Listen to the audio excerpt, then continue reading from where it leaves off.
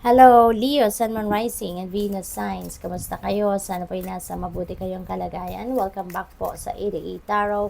Kung bago kayo rito, welcome din kayo. Thank you for your support. I truly appreciate it. God bless you all. Paunang mensahe po ni Leo ay chain of events that will affect your life. Ayan, so meron ditong sunod-sunod na mga pagbabago siguro na magaganap, no, sa buhay ninyo. Maaring may mga iba't ibang pangyayari dito na mag-unfold sa buhay ninyo at this time na magkakaroon ng malaking epekto, no, sa buhay ninyo. That could be in various areas of life, no, depende sa inyong sitwasyon.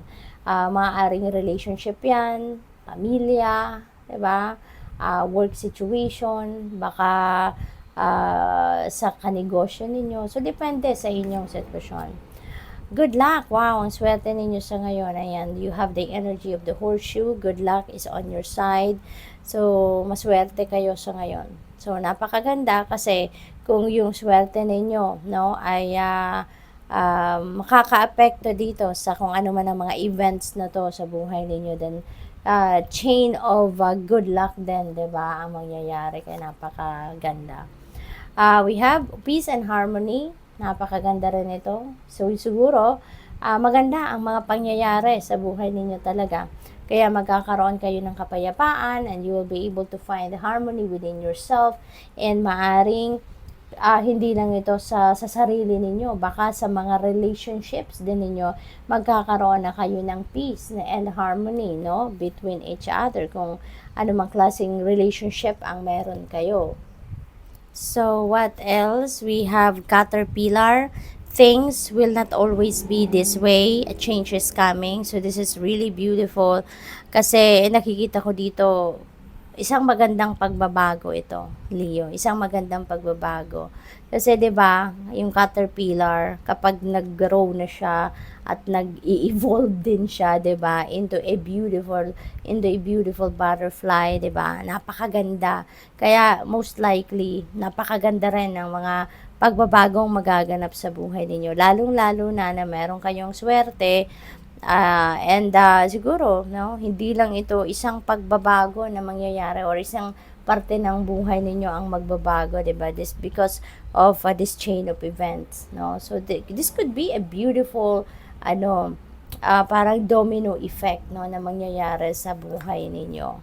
We have feather, someone you know is undependable and insincere. Kaya ito, sa ganda ng mga energies na to, merong singit na madidiscover kayo na maaaring mag-disappoint sa inyo dito sa taong ito. So, someone ay madidiscover ninyo sa ngayon na feeling ko pinagkakatiwalaan ninyo yung taong ito. Pero ngayon, baka madidismaya kayo sa kanya kasi maaaring madiscover ninyo na ito palang taong ito hindi sincero sa iyo, hindi siya mapagkakatiwalaan, you can't depend on that person, yung ganon. Kaya parang siguro makakaramdam kayo dito ng paghihinayang, no, sa emotional investment ninyo sa taong ito. We have bouquet, compliments from an admirer. Ayan, may tagahanga kayo sa ngayon and maybe that person is going to compliment you through words, no? Baka may masabi sa iyo na talaga namang, alam mo yun, magpaparamdam sa inyo, no, na meron siyang something special, no, na nararamdaman towards you. We have bird perched, waiting for news, package or letter. Ayan, so sa ngayon, naghihintay kayo ng balita, naghihintay kayo ng bagahe, package, letter. So siguro meron kayong mga hinihintay na feeling ko yung package na to, baka mga documents ito, no? Yun ang napipick up ko. Baka galing ito sa kung saan mang government institution or government office. Siguro may mga dokumento kayo na hinihintay from them. Baka din yung hinihintay ninyong package nito, baka passport ninyo, baka ito na yung papeles ninyo, no?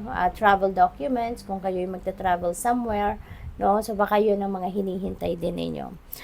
What else? We have bowl, plenty of material things. Ayan, siswertehin talaga kayo.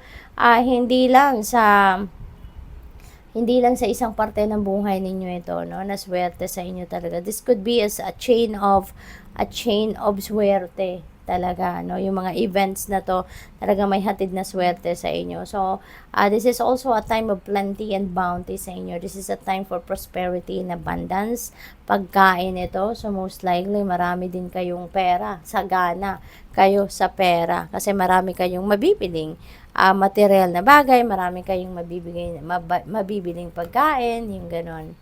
We have indecisiveness, no? So, meron ditong decision making na kinakaharap ang iba sa inyo dito. Pero, siguro nalilito pa kayo. Hindi pa kayo certain of what you are going to do, no, sa sitwasyon na to. Kaya medyo siguro nag-iisip pa kayo, or siguro maybe you are still gathering information na makakatulong sa inyo para magkaroon kayo ng kalinawan sa inyong isipan, na makakatulong na makapagdesisyon kayo.